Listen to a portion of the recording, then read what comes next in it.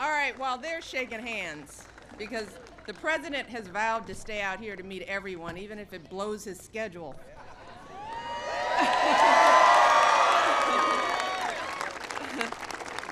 So I'm going to get things started while Joe and Barack do their thing. Hello, Team USA. Yes. And welcome to the White House. Yes. Look, I had so much fun with everyone over in London that when I got home, I told Barack, what's his name? My husband, this guy, that we had to invite everybody over to the house. So here you are, and we are thrilled that you all could join us today. Now, leading the U.S. delegation to the Olympic ceremony was truly a dream come true for me.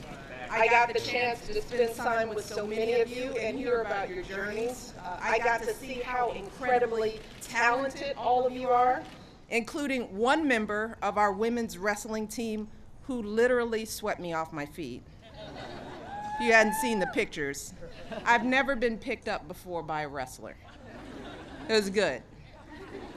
And I got to see Team USA win, and then win again and again and again.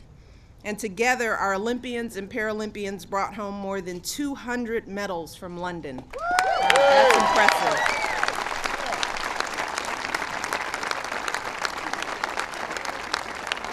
Very impressive. But even more impressive than those medals is all the hard work that led up to that Olympic and Paralympic dream. All those early mornings and long hours at the gym, many of you balancing work or classes or raising your kids at the same time. And today I want you all to know how proud we are of you, which is why this day has been so special. We've been looking forward to this for a very long time. I want you to know how inspired we are by all of you, your passion, your dedication, your courage. This summer, people across the country, including some of the young people with us today, watched you compete and thought to themselves, you know what? If they can set a goal and work hard to reach it, maybe I can too. And maybe I can go a little farther and do a little better than people think I can. They saw all of you out there giving 100%, overcoming all kinds of obstacles, representing our country with such determination and pride. They saw athletes like Navy Lieutenant Brad Snyder, who's here with us today. Where's Brad? Right here. There's Brad. Just 1 year ago, Lieutenant Snyder was blinded by an IED in Afghanistan, but this summer he competed in London, winning 2 gold medals and a silver.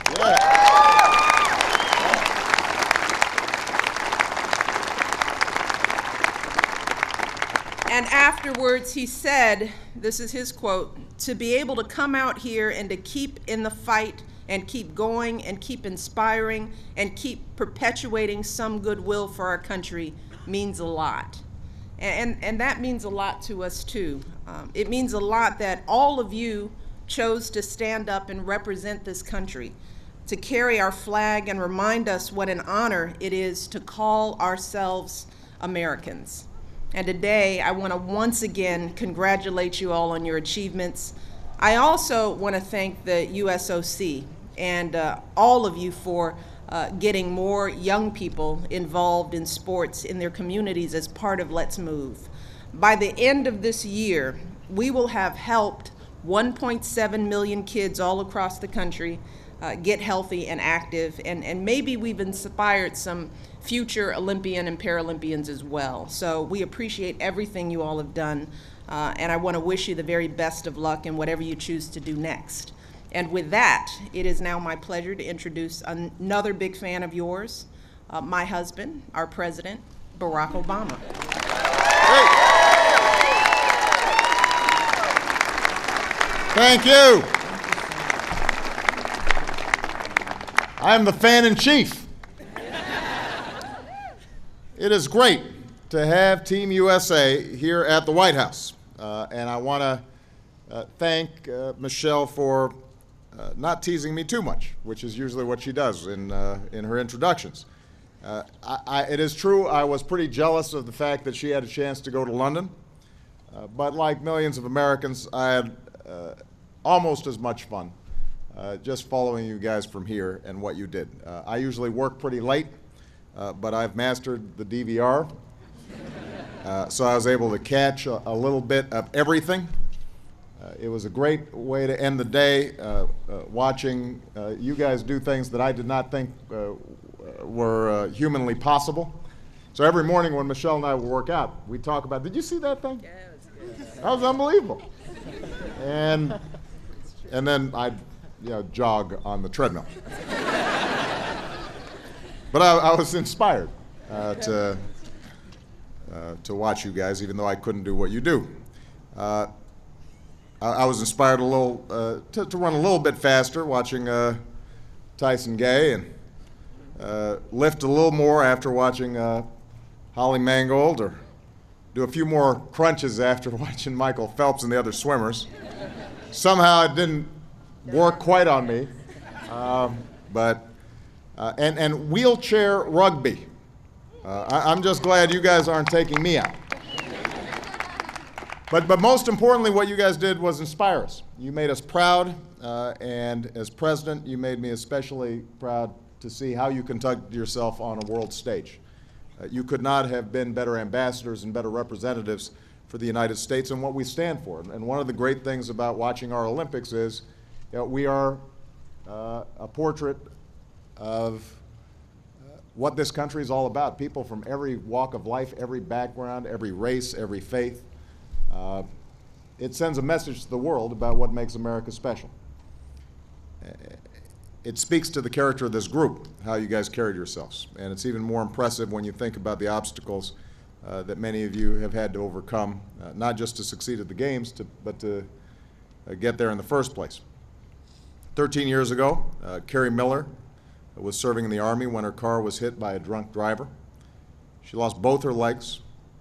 She went on to college, learned how to play sitting volleyball. Today, she is the proud owner of 2 silver medals.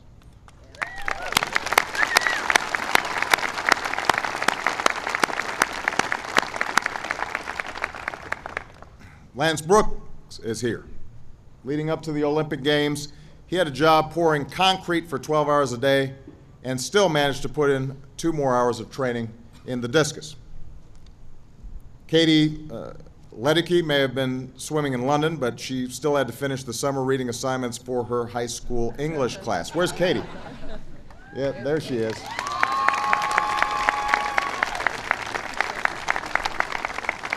She brought some of her classmates here today.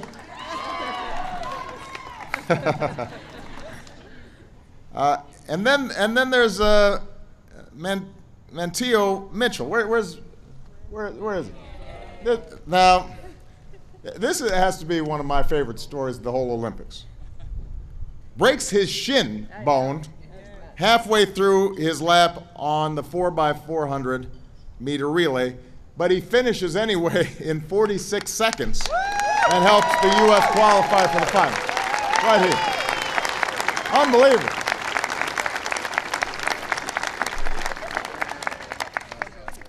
So all of you have stories of determination and perseverance. All of you made incredible sacrifices to get here. About a month ago, I was in Colorado Springs. We stopped by the Olympic Training Center, and I met a bunch of athletes, including some of the amazing Paralympians that were just about to head out. I got to meet some of the bobsledders who were working out together for the next Winter Olympics. And it was just amazing to see not only how hard people were training, but also to hear how much you guys get to eat during training, which I was very impressed with. So I hope that all of you guys get some well-deserved time off over the next few months, but I know that pretty soon many of you will be back in the gym or on the track or in the pool thinking about Rio, because the Olympics is not just about what happens on the big stage in front of the cameras when the world is watching. It's about what's happening when nobody's watching. And that's what really counts. As Olympians and Paralympians, you guys all find the strength to keep pushing on good days and bad days, because you believe that no matter where we come from or no matter what hand we've been dealt in life, with enough effort, there is no limit to how far we can go. That's what sets all of you apart. That's what sets America apart. We celebrate individual effort, but we also know that together we can do incredible things that we couldn't accomplish on our own. So thank you for being such great role models, especially for our young people. We could not be prouder of you. You gave us a summer that we will never forget. It is a great honor to welcome you home, and I've been told that because of my schedule, I'm not allowed to shake everybody's hands, but I'm going to break the rule and try to shake as many as I can before I get dragged out of here. So God bless you. Marine Band, let's hit the music. I love this.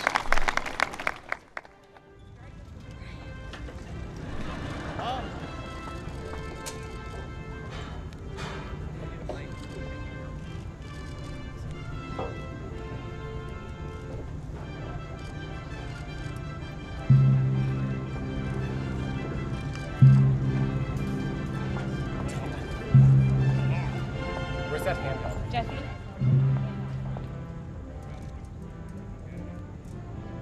Wireless? Do you have a wireless?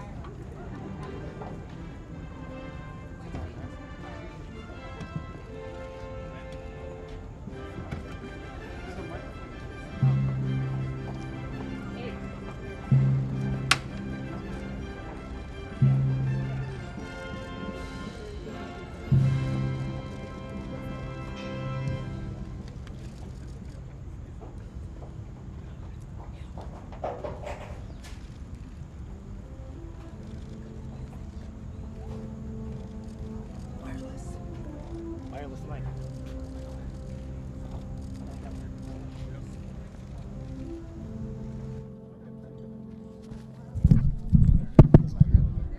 Here we go. All right. Okay, here we go. All right, I'll hold the mic and you can talk.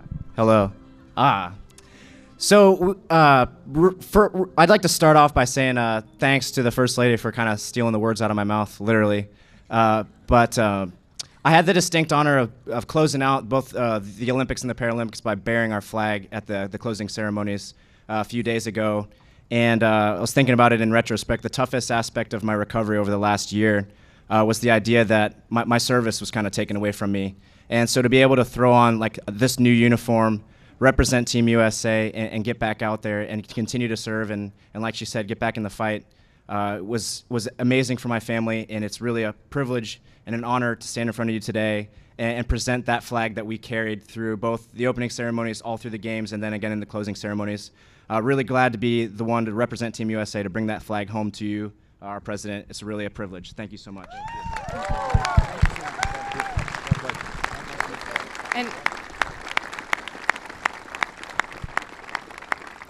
And I was the flag bearer in the opening ceremonies for the Olympics, and a special thing about this flag is that the USOC launched the Raise Our Flag campaign this summer, and it was a fundraising effort to support Olympians and Paralympians, and over 29,000 people donated to this cause, and each donation was turned into a stitch that was incorporated in the flag that Brad and I carried, and so it's my pleasure and honor today to present you guys with the flag from the Olympic Games. Fantastic.